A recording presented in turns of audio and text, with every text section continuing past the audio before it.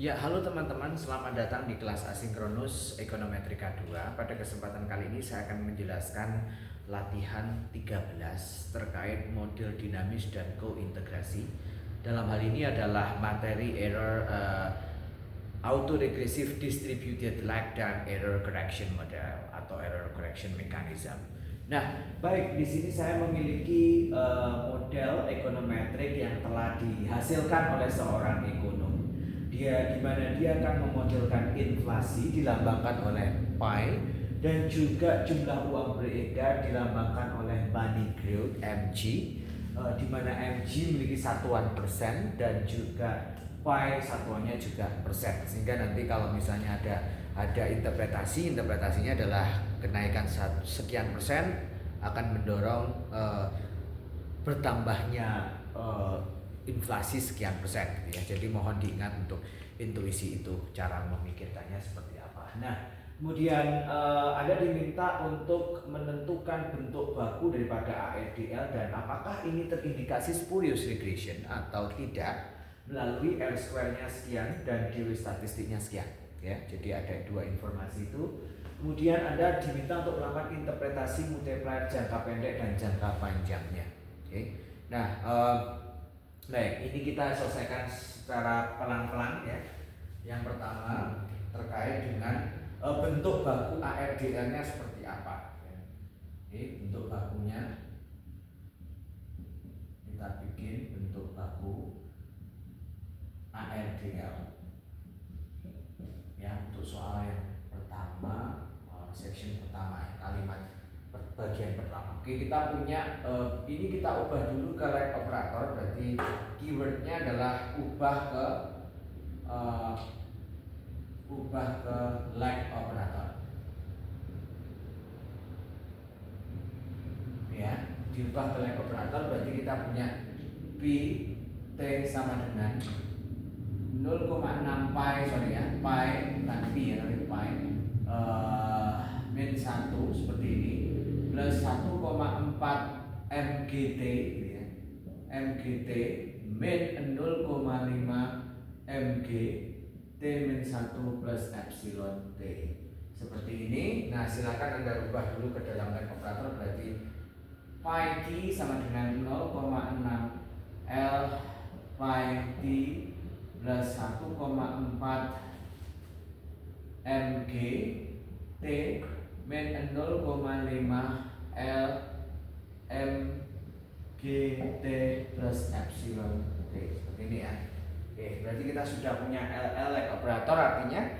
Nah, selanjutnya Anda bisa mengasosiasikannya satu persatu, misalnya ini dengan ini ya. Misalnya saya akan punya pi T minus 0,6 L pi T sama dengan 1,4 MG seperti ini T min 0,5 L untuk MG T plus epsilon T ya. Nah, dari sini kita bisa menyelesaikannya. 1 min 0,6 L daripada pi ya, pi T sama dengan 1,4 min 0,5 L untuk MG T plus epsilon T. Nah, dari sini Anda sudah tahu sebetulnya dia pangkat tertingginya apa ya. Pangkat tertingginya L pangkat 1 ya. Ini berarti kita akan punya AR1 dan yang di sini adalah DL pangkat 1 ya. Sehingga hasilnya tidak lain adalah ARDL 1,1 seperti ini ya.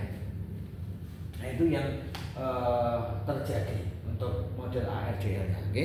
Nah, selanjutnya selain model ARDL, Anda diminta untuk menentukan apakah dia spurious regression atau tidak, ya. Jadi untuk menguji itu, ya kan, saya tulis di sini spurious regression, ya kan. Spurious regression kemarin syaratnya adalah banyak ya, banyak hal. Yang pertama adalah R square-nya melebihi DW statistik ya kan? Yang kedua adalah nilai R-nya terlampau besar. Urutannya harusnya nilai R-nya terlampau besar dulu ya. Nilai R square-nya terlampau besar. kemudian R square melebihi DW statistik.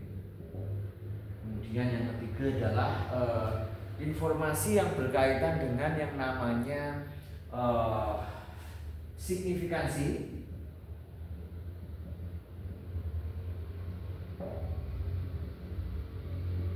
Dan yang keempat adalah stasioner. Nah, untuk menyelesaikan dia terbebas dari spurious regression antara lain adalah dengan menambahkan observasi ya. Jadi kalau misalnya ini semua depend on degree of freedom yang terbatas atau turun gitu ya. Jadi kita harus melakukan penambahan observasi. Alternatifnya adalah n-nya dinaikkan, observasinya dinaikkan ya. Kira-kira begitu supaya R-nya bisa melampaui turun mengurangi diri statistik. Nah, selain itu Anda juga bisa menambahkan komponen destasionarisasi atau tidak stasioner ini tadi ya.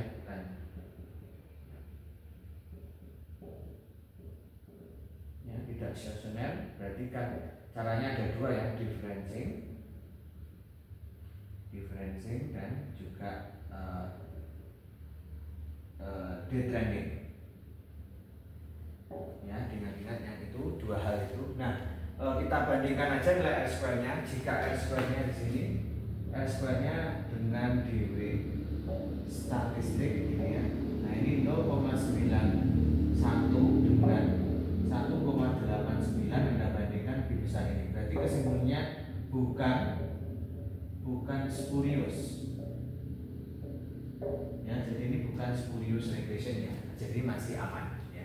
Nah baik, selanjutnya yang kedua adalah interpretasi multiplier jangka pendek dan jangka panjang. Oke, saya tulis di sebelah sini ya, silahkan dibantu untuk memotretnya terlebih dahulu teman-teman. Yang di sebelah sini saya akan ubah ini kan. Ini berarti. Nah teman-teman juga sambil berlatih ya cara menyelesaikannya seperti apa. Nah kita interpretasi multiplier jangka pendek dan jangka panjang. Kita punya yang jangka pendek dan jangka panjang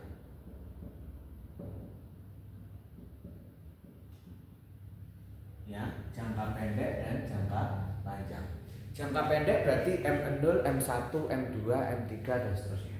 Nah jangka panjang selalu diselambangkan dengan MT gitu ya. Nanti berarti di sini beta 0 ditambah beta 1 dibagi 1 dikurangi gamma 1 seperti ini ya.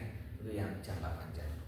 Oke, Anda bisa mengerjakan yang jangka panjang dulu, misalnya Anda ingin cepat gitu ya. Nah, kita bikin MT-nya. Oh ya, yang jangka panjang yang selalu diikuti oleh variabel dependent ini adalah gamma 1 ya. Gamma 1 ya. Dan kemudian yang lain berarti beta 0 dan beta 1 untuk variabel yang lain. Oke. Nah, berarti saya bisa substitusikan aja nilainya di sini 1,4 dikurangi dengan 0,5 ditambah dengan 1 dikurangi 0,6. Nah, 0,5 ini dapatnya dari mana? 0,5 dapatnya dari minus 0,5 adalah dalam koefisiennya dari sini. Karena negatif ya, sebenarnya ditambah dari koefisien negatif akan kembali ke negatif. Oke, nah saya akan punya nilai MT-nya. Berarti di sini adalah 0,9 dibagi 0,4 itu sama dengan 2,25. Ya, nah ini untuk yang koefisien jangka panjang. Interpretasinya gimana? Berarti interpretasinya, ya kita hitung interpretasinya di sini berarti pertumbuhan uang, jumlah uang beredar naik, ya kan, 1%, maka inflasi, ya kan, maka inflasi naik sebesar 2, berapa tadi 2,25%. Ini ya dalam jangka panjang, maka inflasi dalam jangka panjang seperti ini boleh diselipkan dari sini dalam jangka panjang.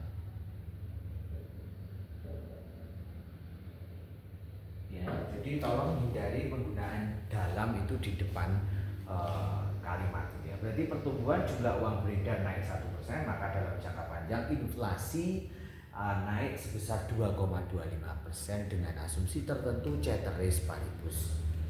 Oke, nah selanjutnya yang dalam jangka pendek. Dalam jangka pendek berarti saya akan punya M as 0. Nah, kalau M 0 berarti do pi T per do mg T begini ya. Jadi jalannya adalah beta 0 itu sendiri ya. Berarti beta 0 itu sendiri adalah 1,4 mg ya. Tadi ya mgt ya, berarti 1,4 itu.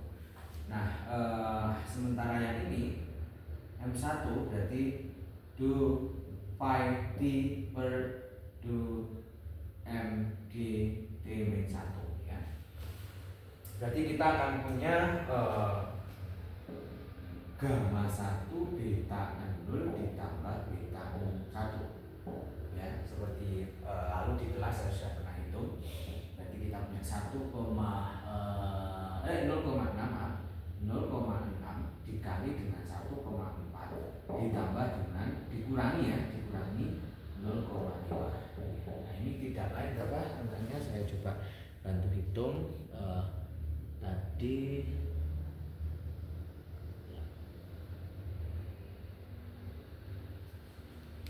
ya, angkanya itu ya minus ya 0,34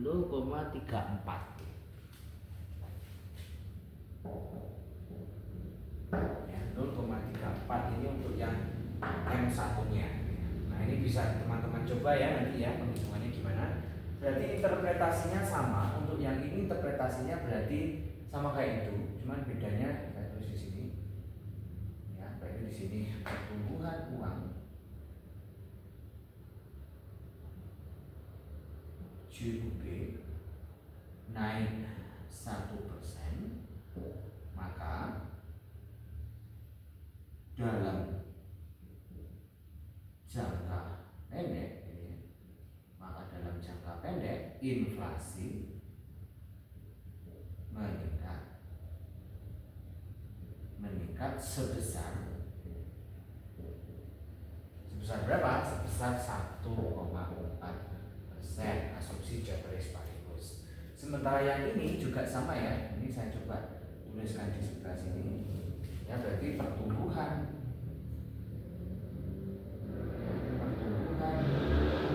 JUB naik 1%, maka dalam jangka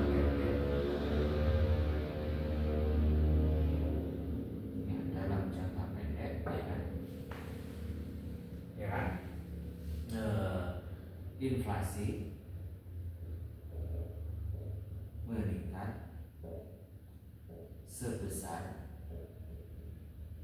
berapa itu 0,34%. Nah, ini berlaku bagi keterangan di tahun ini. Berarti ini untuk yang pada tahun ini kan gitu ya. Berarti ini untuk yang pada periode ini